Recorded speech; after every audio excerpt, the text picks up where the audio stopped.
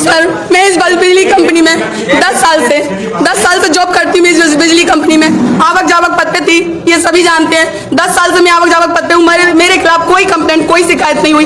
इतने पर भी मेरा ट्रांसफर इन्होंने अनस्किल से स्किल किया, तो मेरा ट्रांसफर इन्होंने ग्रामीण में कर दिया। ग्रामीण में पहुंचने के बाद में मेरे से जेई को क्या चाहिए था कि लेट रात तक काम करने वाला व्यक्ति चाहिए था, टाइपिंग में एक्सपर्ट चाहिए था। उन्होंने, इसलिए मैं नहीं कर पा रही थी और रात को मैं रुक सकती थी उनके पास में।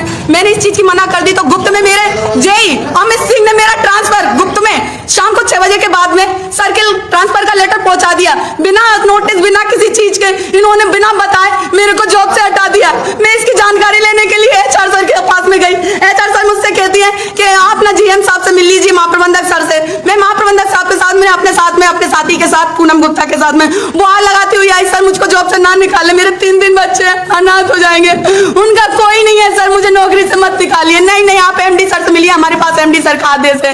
मैं इस बात पे मैं बहुत रोने लगी। नहीं सर, मेरे बच्चों का कोई नहीं है, मैं एक विधवा महिला हूँ, मेरे पास में ना पति है ना कोई प्रॉपर्टी है, मैं कैसे बच्चों को पालूंगी। अच्छा तो ऐसा करना, शाम को रूम पे आ जाना, तो है ना वहाँ पे नहीं होगे तो तुम्हारी ID चालू करवा देंगे। इस चीज की बुआ लगा के मैं चली गई, मैं रोती हुई यहाँ ऑफिस से निकल गई। इस चीज की बुआ लगाते मैंने ना कलेक्टर ऑफिस के यहाँ पे भी गई, पर मैंने वहाँ पे ऐसा कुछ नहीं दर्शाया, क्योंकि हो सकता है कहीं मेरे ऐसा सब दर्शाने से मुझे नौकरी पर रख के ना रख के। फिर भी मैंने उनसे यही कहा है कि मुझको नौकरी पर रख लीजिए, साहब को ऐसा आदेश दीजिए। कलेक्टर साहब यहाँ पे देके आई, कलेक्टर साहब यहाँ से कोई सुनवाई नहीं हुई। मैं थाने में रिपोर्ट लिखा के आई, वहां से मेरी कोई सुनवाई नहीं हुई, वहां से FIR नहीं हुई मेरी। मैं ना तब से देख रही हूँ रास्ते, बाबू जंडेल जी के यहाँ पे भी गई, वहां से MD सर के यहाँ पे जो भी कार्रवाई हुई कुछ नहीं हुआ उससे। आज मुझे नौबती आ गई, मेरे बच्चे मुझसे कहते हैं मम्मी हम कोचिंग नहीं जाएंगे, मम्मी ऐसी चीज हमें लाके नहीं, कुछ मत दो मम्मी, हमें कुछ नहीं चाहिए।